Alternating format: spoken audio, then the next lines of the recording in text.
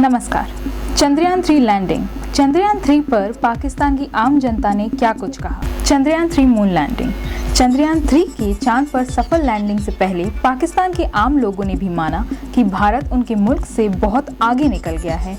साथ ही उन्होंने भारत को बधाई भी दी।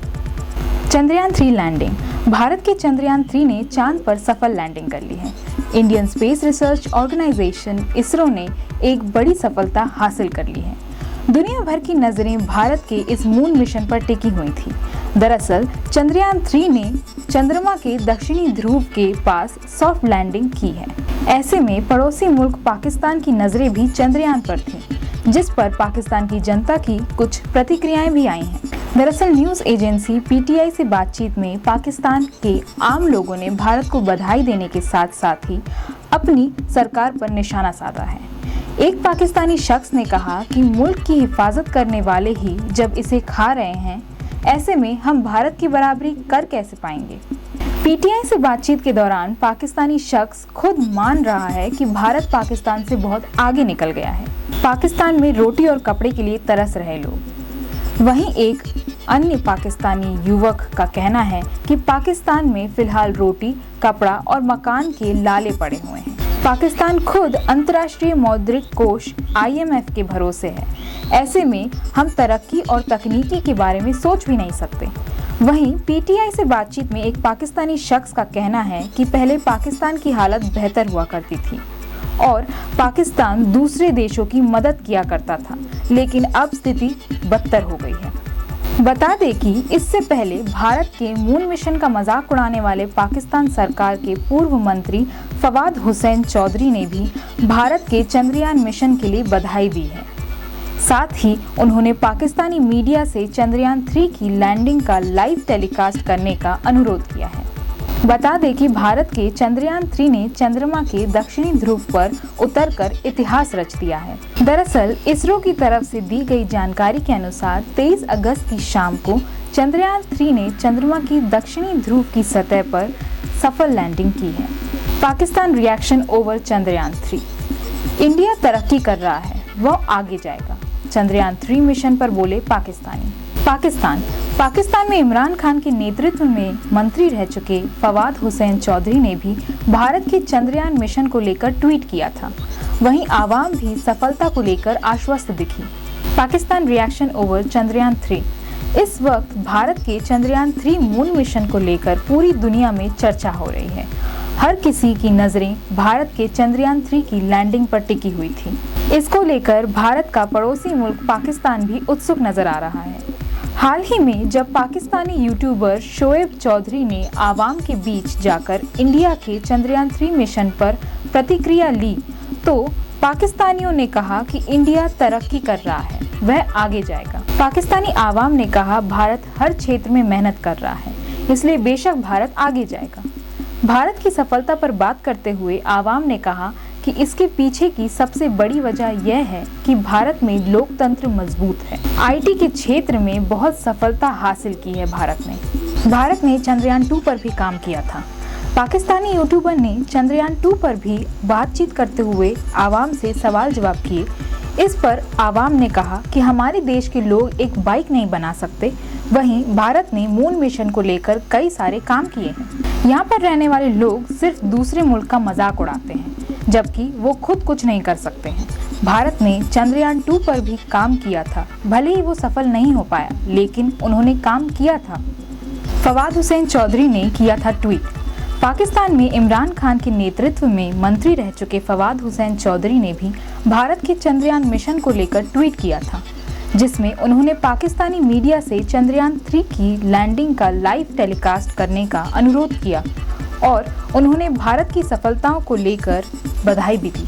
22 अक्टूबर 2008 को भारतीय अंतरिक्ष अनुसंधान इसरो ने चंद्रयान 1 को प्रक्षेपित किया, जो चंद्रमा की कक्षा में जाने वाला यह पहला भारतीय अंतरिक्ष यान बना।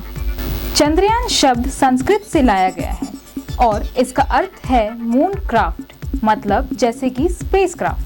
चंद्रयान 1 की सबसे महत्वपूर्ण खोजों में से एक है चंद्रमा की सतह पर पानी की उपस्थिति का पता लगाना। इससे चंद्रमा पर जल संसाधनों की संभावना का संकेत मिलता है। चंद्रयान 1 द्वारा छोड़े गए इम्पैक्ट प्रोब ने चंद्रमा की सतह पर कंट्रोल्ड क्रैश लैंडिंग की। इस तरह भारत उन चंद देशों की सूची में शामिल हो गया जो ऐसा कर पाए हैं। चंद्रयान 1 का साइज किसी रेफ्रिजरेटर के आकार का था। इसका डिजाइन घनाकार था और वजन लगभग 570 किलोग्राम था, जो लगभग एक वयस्क ऊंट के वजन के बराबर है। चंद्रयान 1 का चंद्रमा की कक्षा में द्रव्यमान 675 किलोग्राम था और प्रक्षेपण के समय चंद्रयान 1 का द्रव्यमान 1380 किलोग्राम था।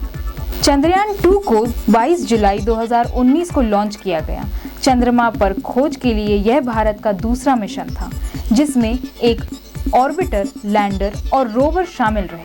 चंद्रयान 2 लैंडर ने 7 सितंबर 2019 को चांद की सतह पर सॉफ्ट लैंडिंग का प्रयास किया, लेकिन यह हमारी बदनसीबी रही कि लास्ट लैंडिंग के दौरान लैंडर से संपर्क टूट गया और यह क्रैश हो गया। चंद्रयान 2 के मिशन को पूरी दुनिया में इसलिए भी लोकप्रियता मिली क्योंकि इसका कमान महिलाओं के हाथ में था। चंद्रयान 2 की प्रोजेक्ट डायरेक्टर बनी मुथैया वनीता और ऋतु करिधल ने मिशन डायरेक्टर की जिम्मेदारी संभाली। चंद्रयान 2 ऑर्बिटर उन्नत वैज्ञानिक उपकरणों से सुसज्जित किया गया था और वह चंद्रमा की परिक्रमा करते हुए सतह के साथ ही ब्रह्मंडल का भी अध्ययन कर रहा था। भारत चंद्रमा के दक्षिणी ध्रुव का पता लगाने के लिए रॉकेट भेजने वाला पहला देश है और हमारे इस मिशन की लागत दूसरे देशों की तुलना में बेहद कम है। चंद्रयान 3 के लैंडर का नाम विक्रम है, जबकि इसके रोवर का नाम प्रज्ञान है। चांद पर नई संभावनाओं की तलाश की दिशा में यह भारत का तीसरा मिशन है, जो बताता है कि भारत अंतरिक्ष में नई नई खोज को लेकर बेहद महत्वाकांक्षी है। मिशन के 3 प्रमुख उद्देश्य हैं। पहला, चंद्रमा के दक्षिणी ध्रुव पर सुरक्षित और सॉफ्ट लैंडिंग संभव हो सके। दूसरा, एंड टू एंड लैंडिंग और रोविंग क्षमता का प्रदर्शन। तीसरा, चंद्रमा की सतह पर ऑन साइट प्रयोगों का संचालन अच्छे से हो और नई टेक्नोलॉजी की मदद से चांद पर मिशन की सभी जरूरतों को पूरा किया जा सके। लैंडर और रोवर दोनों की मिशन की पूरी लाइफ एक चंद्र दिवस है, जो कि पृथ्वी पर लगभग 14 दिनों के बराबर है। इस मिशन का लक्ष्य चांद पर मिट्टी के रासायनिक घटकों पर प्रयोग करना और उनका विश्लेषण करना है। साथ ही चंद्रमा की सतह पर पानी और चट्टानों का भी अध्ययन किया जा सकेगा। रूस का लूना 25 मिशन फेल हो चुका है। ऐसे में भारत दक्षिणी ध्रुव पर सॉफ्ट लैंडिंग करने वाला पहला देश बन चुका है। सैटेलाइट लॉन्चिंग से भारत हुआ मालामाल। 90 करोड़ रुपए की फॉरेन करेंसी की हुई कमाई। भारतीय अंतरिक्ष अनुसंधान संगठन इसरो की क्षमता का पूरी दुनिया लोहा मान रही है। इसका अंदाजा आप इस बात से लगा सकते हैं कि बीते वर्ष 2018 से 19 में विदेशी सैटेलाइट को लॉन्च करने से भारत के विदेशी मुद्रा भंडार में 91.63 करोड़ रुपए का इजाफा हो गया है। सरकार के अनुसार इंडियन स्पेस रिसर्च ऑर्गेनाइजेशन ने 26 देशों में सैटेलाइट को लॉन्च कर बीते 5 वर्षों में 1245.17 करोड़ रुपए की कमाई की है। बीते वर्ष 2018 से 19 के दौरान लॉन्च से 324.19 करोड़ रुपए की आय हुई, जबकि 2017 से 18 में 232.56 करोड़ रुपए की आय हुई थी। वाणिज्यिक व्यवस्था के तहत बीते 5 वर्षों में America, Britain, Germany, Canada, Singapore, Netherland, Japan, Malaysia, Algeria और फ्रांस ने इस बाबत कॉन्ट्रैक्ट पर हस्ताक्षर किए थे। IANS की खबर के मुताबिक राज्यसभा में एक सवाल के जवाब में केंद्रीय परमाणु ऊर्जा और अंतरिक्ष मंत्री जितेंद्र सिंह ने यह जानकारी दी थी। इसरो के चेयरमैन के सिवन के अनुसार भारतीय rocket polar satellite launch vehicle PSLV अभी तक 52.7 टन भार उठा चुका है और इनमें से 17% ग्राहकों के सैटेलाइट हैं। अभी हाल ही में इसरो ने भारतीय जासूस समेत कई सैटेलाइट को सफलतापूर्वक लॉन्च किया है। इनमें जापान, अमेरिका, इजराइल जैसे देशों के सैटेलाइट भी शामिल थे। इसरो सैलरी। इसरो में साइंटिस्ट बनने पर कितनी मिलती है सैलरी, कौन कौन सी है फैसिलिटी, जाने इनका working style. ISRO salary. ISRO में साइंटिस्ट की नौकरी युवाओं के बीच काफी पसंद की जाती है। इन पदों पर जिन उम्मीदवारों का चयन होता है उन्हें अच्छी सैलरी के साथ कई तरह की सुविधाएं मुहैया कराई जाती हैं। अगर आप भी इसरो में नौकरी पाने की तैयारी में लगे हैं तो आपको इसमें मिलने वाली सैलरी से लेकर तमाम बातों की जानकारी होनी चाहिए। इसरो सैलरी। इसरो में नौकरी करने की ख्वाहिश हर किसी की होती है।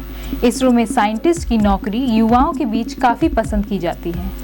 इन पदों पर चयनित उम्मीदवारों को वेतन मैट्रिक्स के लेवल 10 में साइंटिस्ट एससी के रूप में नियुक्त किया जाता है और उन्हें न्यूनतम मूल वेतन 56,100 रुपये प्रति माह का भुगतान किया जा सकता है।